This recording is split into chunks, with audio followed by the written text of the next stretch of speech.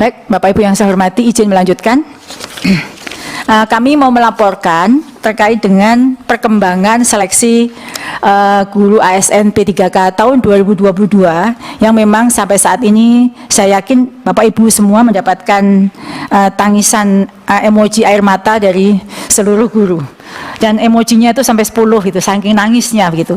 Kami juga prihatin dengan hal ini dan kami ingin memohon saran dari forum ini yang sangat mulia ini.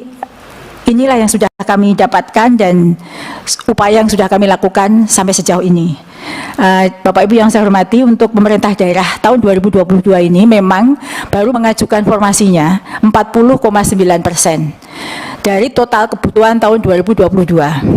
Jadi menyambung dari poin ketiga tadi, Pak Pimpinan, kami juga sudah melakukan pembahasan terkait dengan hal itu. Bagaimana supaya formasi dan gaji sudah diirmak dari pusat. Formasi ditentukan dan gajinya diirmak juga. Ini sudah kami sampaikan usulannya dan Pak Menteri kami sedang melakukan upaya untuk membahas hal ini dan mencari payung hukumnya bahwa memang guru ASN P3K ini adalah milik Pemda, tapi bagaimana dalam hal penetapan formasinya agar kami bisa melakukan bersama dengan Panselnas. Nah, tahun ini dari 40,9%, Bapak Ibu yang saya hormati, ada di dalam Permen Pan RB yang menjadi rujukan pelaksanaan seleksi ASN P3K tahun 2022 ini, peserta itu dikelompokkan menjadi beberapa kriteria. P1 atau mereka yang pelamar prioritas 1 yang berasal dari THK 2, guru non ASN di sekolah negeri, lulusan PPG maupun guru swasta yang sudah lolos passing grade tahun 2021.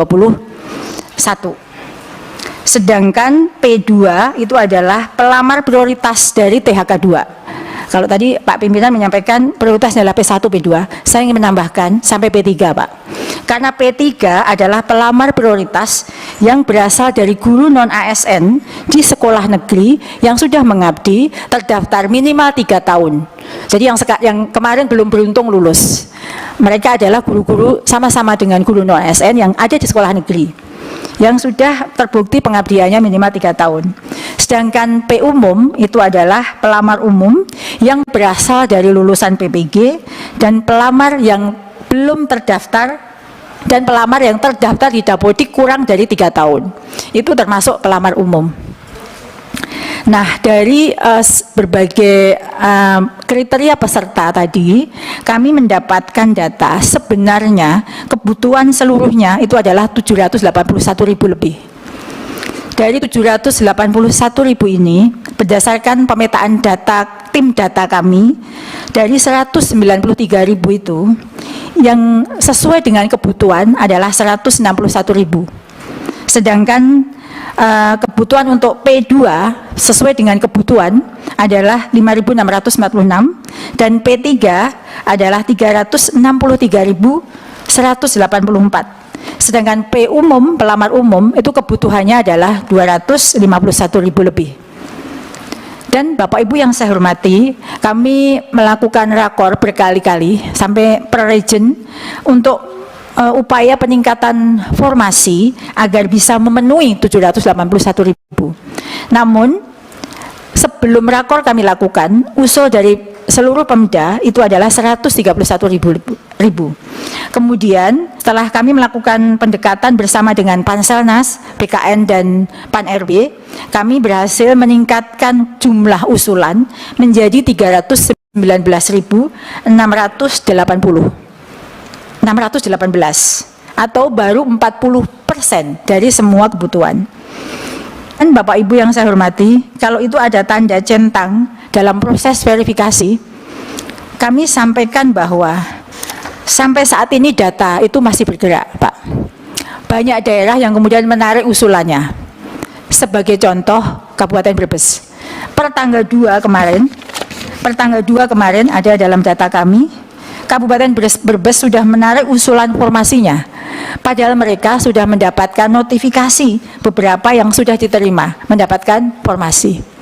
Nah, jika memang upaya yang sudah kami lakukan beberapa kali, namun terjadi permasalahan internal, maka Kabupaten Brebes menarik seluruh formasinya, itu ada 538 formasi pelamar yang akan kehilangan kesempatan menjadi ASN P3K. Padahal itu sebenarnya sampai kemarin kami menutup rakor jumlahnya sudah mengajukan seperti itu. Tapi di menit-menit terakhir, detik-detik terakhir, 2 November kemarin, Kabupaten Brebes sudah menarik semua usulannya. Dan juga disusul Kabupaten Jayawijaya. Baru 2 itu yang menarik semua usulannya. Maaf Bu, mungkin ada alasannya Bu? Sampai sejauh ini alasan perbedaan pendapat dengan instansi Pangasenas, tapi kami tidak tahu secara detail. Baru 2 hari yang lalu kami menerima dan kami belum mengkonfirmasi kepada bupatinya. Setelah ini kami akan melakukan konfirmasi dalam hal ini. Baik, Bapak Ibu yang saya hormati, kami akan melanjutkan paparan ini bahwa pada slide berikutnya, dari seluruh data yang sudah kami terima dari sistem yang ada, maka kami laporkan bahwa pelaksanaan seleksi ASN P3K tahun 2022 ini berbeda dengan seleksi sebelumnya.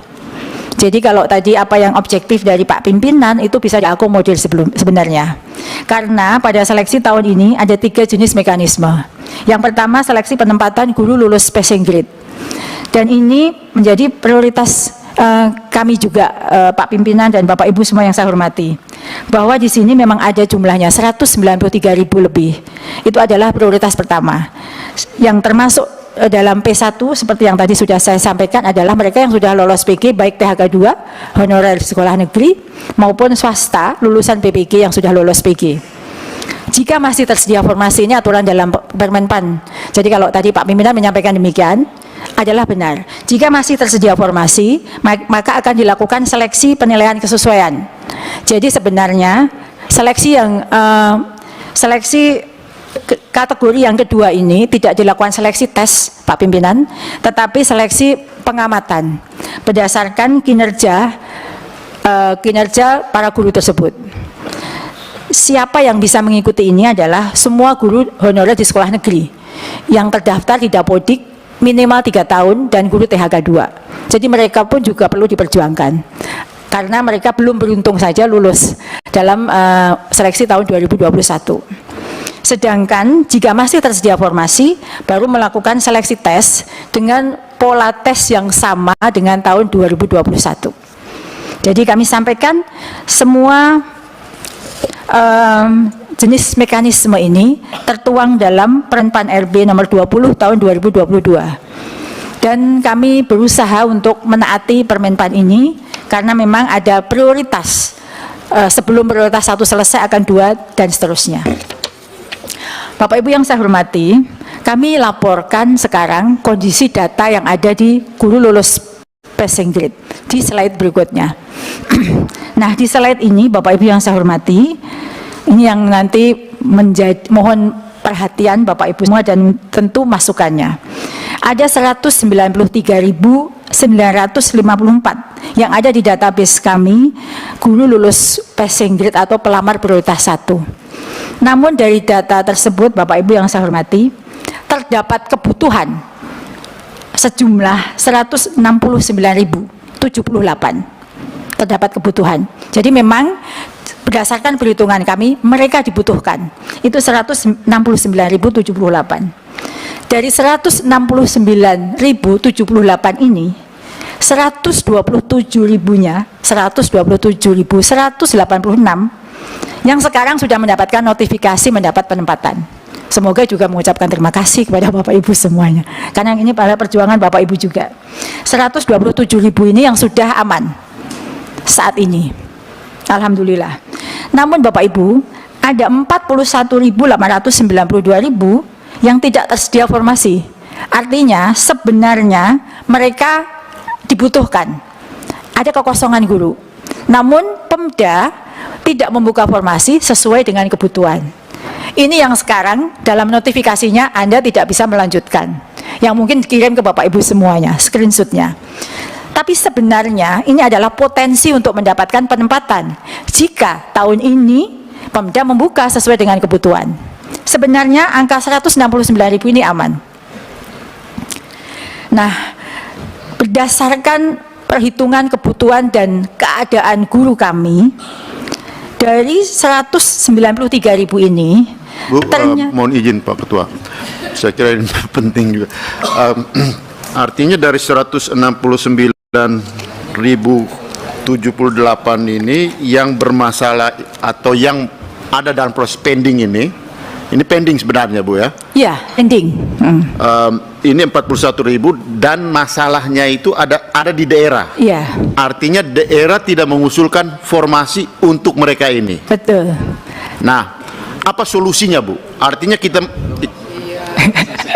Nanti ya, mungkin kami maksudnya ini harus biar jelas, biar teman-teman di daerah kan mereka seluruh Indonesia lihat ini. ya, Jadi daerah mengendorse daerah untuk membuat formasi untuk mereka karena Ya. dari pusat ada nih sebenarnya Betul. formasi ini. Oke, baik. terima kasih Pak. Jadi sebenarnya di bawah itu kami sudah memberikan alternatif solusi.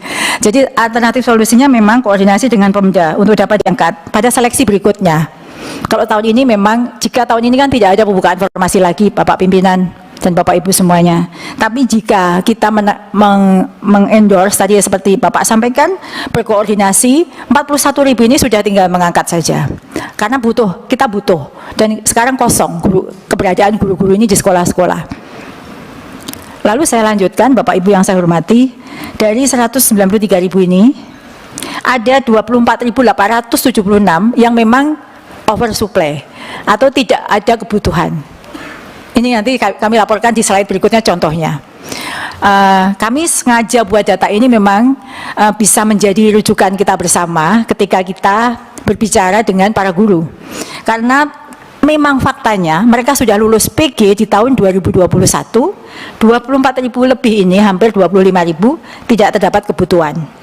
Namun, seperti yang tadi Bapak Pimpinan sampaikan, kami melakukan berbagai macam skema agar para guru tersebut dapat terserap.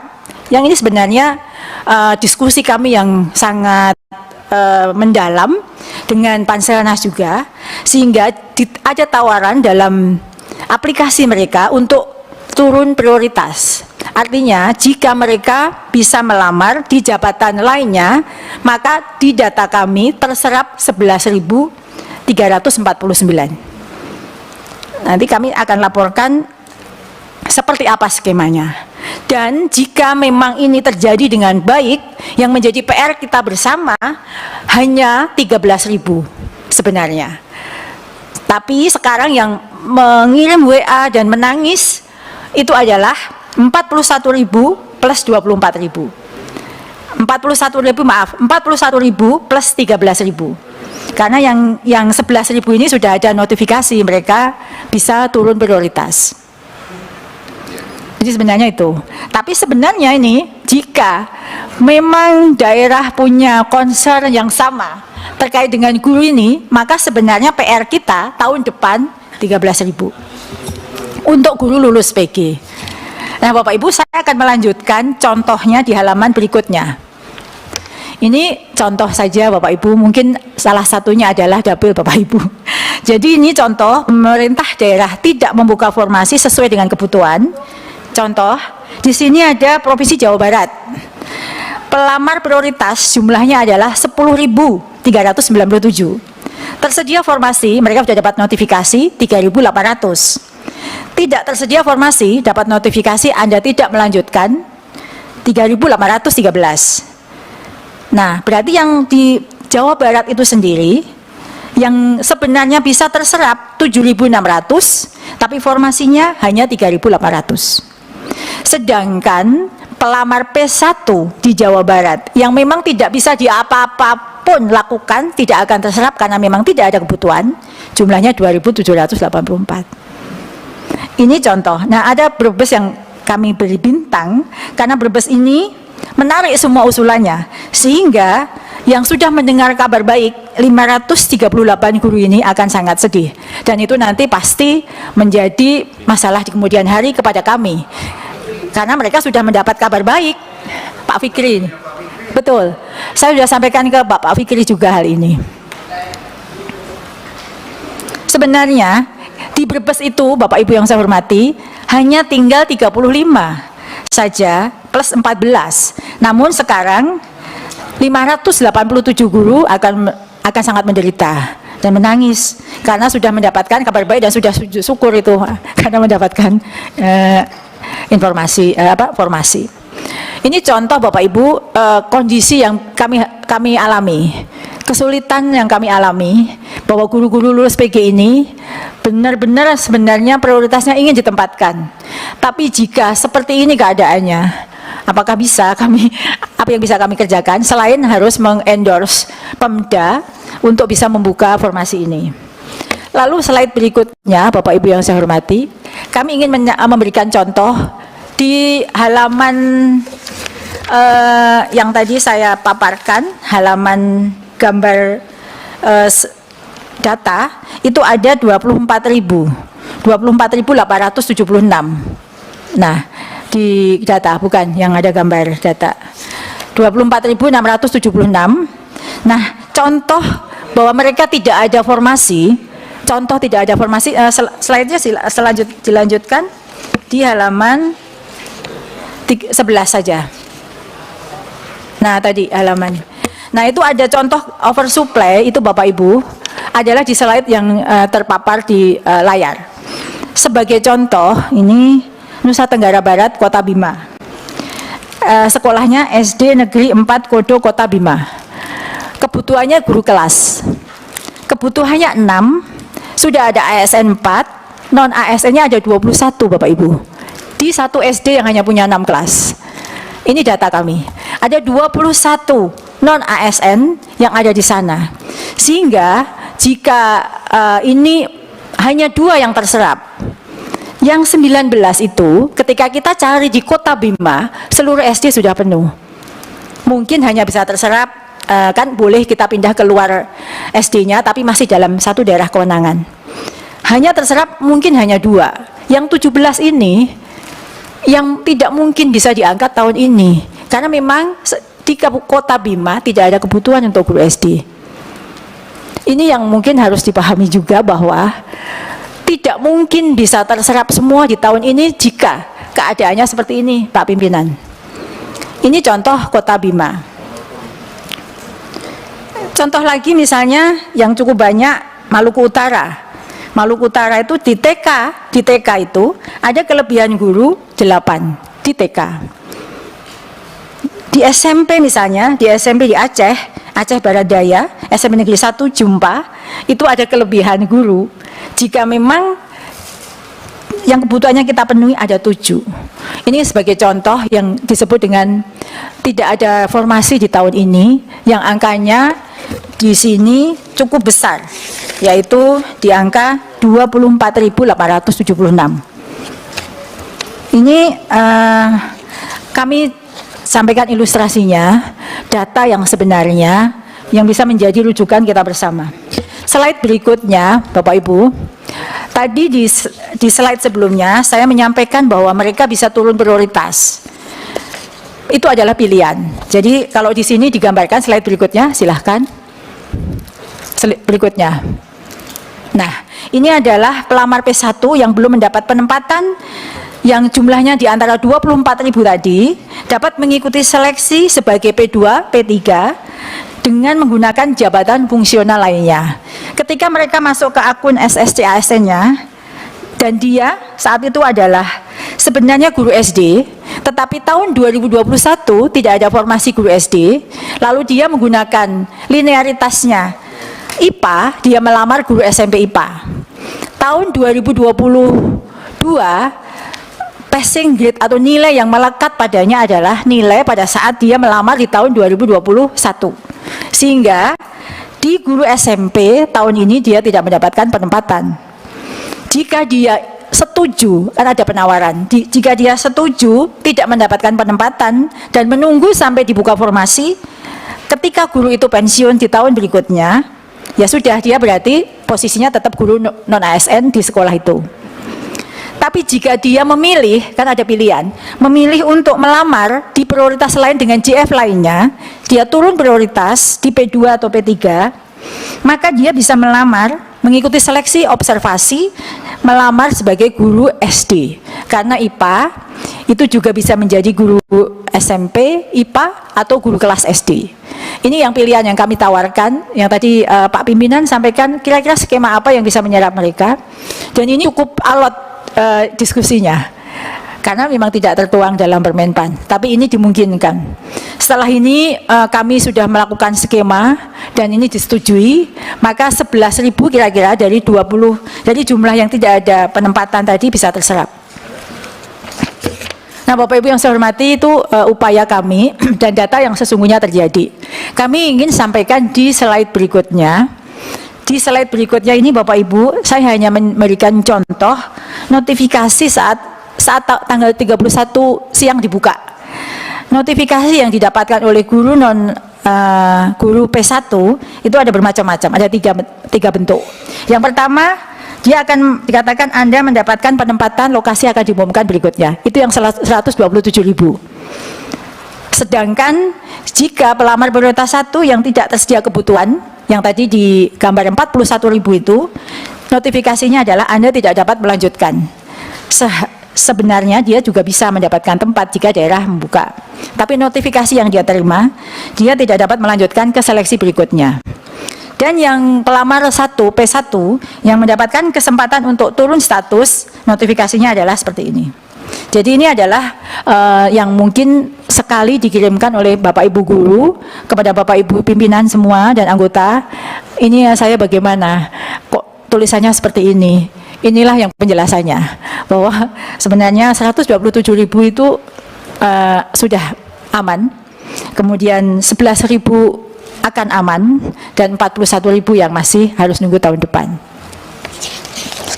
Nah, Bapak Ibu yang saya hormati, di slide berikutnya, ini juga sedikit mempengaruhi juga hasilnya, karena mekanisme kan ada mungkin pertanyaan kepada Bapak Ibu semua, saya juga lulus PG dari swasta, kenapa yang itu diterima saya belum?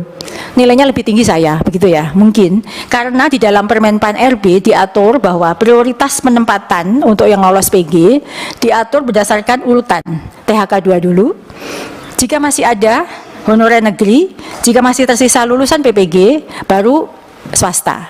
Ini adalah urutannya, sehingga mungkin swasta belum mendapatkan tempat, tapi sebenarnya lulusan swasta lulus PG tahun 2021 semua diakomodir. Tidak ada perbedaan untuk ini karena mereka sudah berhak dan dinyatakan lulus. Namun karena urutan ini dimungkinkan swasta yang tertinggal. Kemudian setelah urutannya adalah seperti yang tadi saya sebut, jika ada yang sama di THK 2 gitu, nilainya sama, maka dilakukan lagi pengurutan. Nah, urutannya dilakukan berdasarkan nilai perolehan dari teknis dulu yang tertinggi, manajerial sosiokultural dulu, baru wawancara, dan terakhir adalah usia. Ini adalah prioritisasi untuk penempatan jika formasi yang tersedia tidak sama jumlahnya dengan beliau-beliau yang lulus P1. Lalu Bapak Ibu yang saya hormati, ini mungkin yang perlu juga masukkan dalam forum yang mulia ini, bahwa sesuai dengan kesepakatan awal bahwa guru negeri ditempatkan di sekolahnya dan tidak ada pergeseran bagi guru yang sudah tersedia di situ. Misalnya di 1 SD saya belum lulus, tapi guru kelas di situ sebenarnya belum lulus, jadi masuk P2 atau P3. Ada P1 tidak bisa menggeser ini, karena ada kesepakatan bahwa tidak lagi menggeser guru sehingga mereka kehilangan pekerjaan. Jadi ketentuan bahwa tidak bisa menggeser guru yang sudah tersedia di satuan pendidikan, meskipun guru tersebut masih akan mengikuti proses seleksi, tidak bisa ditempati oleh guru lulus PG dan membuat mereka tertendang keluar satuan pendidikan dan menjadi tidak mendapatkan pekerjaan.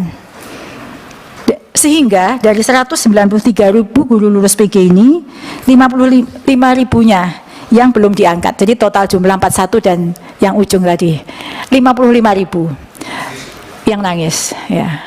55.000. Sekarang 55.000 itu mungkin Bapak mendapatkan WA lebih dari 100 untuk menanyakan nasib mereka. Semoga setelah ini Bapak Ibu guru juga memahami kondisi data yang sebenarnya terjadi. Slide berikutnya Bapak Ibu, dengan segala kondisi tadi tidak boleh ada guru yang tergeser sehingga menjadi non-job dan segala prioritas tadi. Jika masih ada formasi, kita akan masuk ke mekanisme seleksi kesesuaian atau verifikasi bagi pelamar THK2 dan guru negeri minimal 3 tahun bekerja dan terdaftar di Dapodik. Bapak pimpinan yang saya hormati dan Bapak Ibu anggota, bahwa mekanisme ini sebenarnya tidak lagi mengikuti tes. Jadi jika kepala sekolah yang melakukan penilaian itu memandang guru tersebut cakap, mereka bisa memberi nilai yang cukup pada guru tersebut. Karena penilaiannya adalah penilaian pengamatan yang dilihat dari slide berikutnya, itu dari kinerja dan kompetensinya dengan bobot sebagaimana yang ada di layar. Yang melakukan penilaian kesesuaian adalah kepala sekolah, guru senior, dan pengawas sekolah yang ditugaskan. Sedangkan jika sudah mereka mendapatkan nilai, terakhir akan mendapatkan nilai kinerja di sekolah induknya yang dinilai oleh kepala sekolah, guru senior, pengawas sekolah, dinas pendidikan, dan BKPSDM. Bapak Ibu yang saya hormati, ini adalah skenario kedua untuk penilaian kesesuaian. Baru jika masih tersedia formasi, slide berikutnya baru menggunakan seleksi tes yang sama dengan seleksi tahun 2021. Siapa saja yang bisa mengikuti seleksi ini hanyalah guru honor di sekolah swasta, guru-guru di Dapodik yang belum ada masa kerja sampai 3 tahun, dan fresh graduate hanya lulusan PPG. Jadi tidak ada fresh graduate yang masuk ke sini, Pak Pimpinan. Jadi tetap memberi kesempatan pada guru non-ASN yang ada di sekolah negeri, tapi mereka memang baru 2 tahun masa kerjanya. Seluruh guru swasta yang tidak dilihat masa kerjanya, dan lulusan PPG saja. Karena lulusan PPG adalah calon-calon guru yang sesuai dengan Undang-Undang Guru dan Dosen.